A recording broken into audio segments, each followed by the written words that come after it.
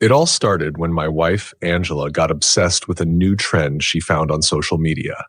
She called it the mob wife aesthetic. Big hair, fur coats, bold jewelry, and sharp makeup that made her look like she belonged in an old-school mafia movie. I'll admit, at first I thought it was kind of fun. She looked stunning and people noticed her wherever we went. But the more she leaned into the look, the more unsettling things became. Angela became obsessed with the style.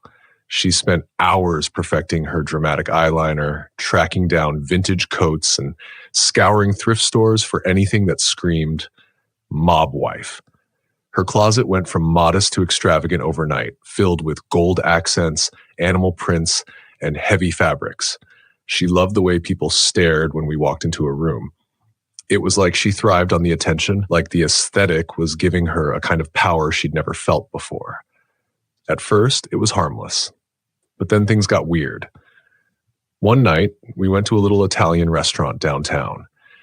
Angela was dressed to the nines, a leopard print coat, gold hoop earrings so big they practically touched her shoulders, and a slick red lip that looked like it could cut glass. As we waited for our table, I noticed a man sitting in the corner of the restaurant, staring at us, or more specifically, staring at her. He was wearing a black suit and a fedora, and his face was partially hidden in shadow. I nudged Angela and whispered, "That guy over there? Do you know him?" She glanced over and shrugged. "No. Why?" "He's been watching us since we walked in," I said. "It's creepy." Angela didn't seem bothered. In fact, she almost looked flattered. "Maybe he thinks I'm someone important," she said with a sly grin. She brushed it off, but I couldn't. All through dinner, I felt the man's eyes on us. At one point, I looked over, and he raised his glass to me with the faintest smirk. I felt a chill crawl up my spine. When we left the restaurant, I thought we'd seen the last of him. But as we walked to the car, I noticed him again, standing across the street, just watching us. He didn't move, didn't say anything. He just stood there like a shadow in the night. Angela didn't see him, and I decided not to say anything. I didn't want to ruin her mood, but I couldn't shake the feeling that something wasn't right. Over the next few weeks, Angela's obsession with the look deepened. She started going to places she'd never been before, exclusive lounges, high-end jewelry stores, even a cigar bar once. She said it was all part of the persona. "If I'm going to look the part, I have to live it," she told me.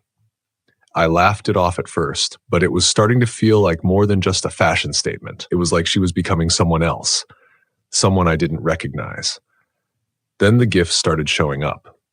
It was little things at first, flowers on the doorstep, a box of expensive chocolates with no note. I thought they were from Angela's coworkers or friends who admired her new style.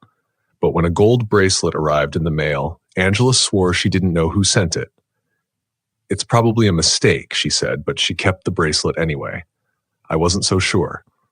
One night, I came home late from work and found Angela sitting in the living room, staring at a black envelope on the coffee table. It was sealed with red wax, and the initials DV were stamped into it. I asked her where it came from, and she said she didn't know. She'd found it in the mailbox. I wanted to throw it away, but Angela insisted on opening it. Inside was a handwritten note. It said, "You wear the crown well. I will see you soon." There was no signature, just those same initials. DV. Angela tried to laugh it off, but I could see the unease in her eyes. She suggested it was some sort of joke, maybe from a friend or admirer, but I wasn't convinced. Something about the note felt wrong, like it wasn't meant to be funny, like it was a warning. That night, I barely slept. I kept hearing sounds outside the house, footsteps on the driveway, the rustle of bushes. I got up several times to check, but every time there was nothing there. Angela slept like a rock, completely unfazed. The next morning, I found a single red rose lying on the hood of my car. No note, no explanation, just the rose. My stomach turned as I picked it up and threw it in the trash. Things escalated after that. Wherever we went, it felt like we were being watched. Strangers would nod at Angela in passing, almost like they recognized her. Cars I didn't recognize started parking near our house, staying for hours before driving off. Angela insisted I was overreacting, but I could see she was starting to get nervous too. She stopped wearing the gold bracelet and started locking all the doors and windows at night. The breaking point came a week later. Angela was out with some friends, and I was home alone. Around midnight, I heard a knock at the door. I looked through the peephole but didn't see anyone. Then the knock came again, louder this time. I opened the door just a crack, and there it was, a black envelope sealed with red wax. I looked around, but the street was empty. I brought the envelope inside and opened it.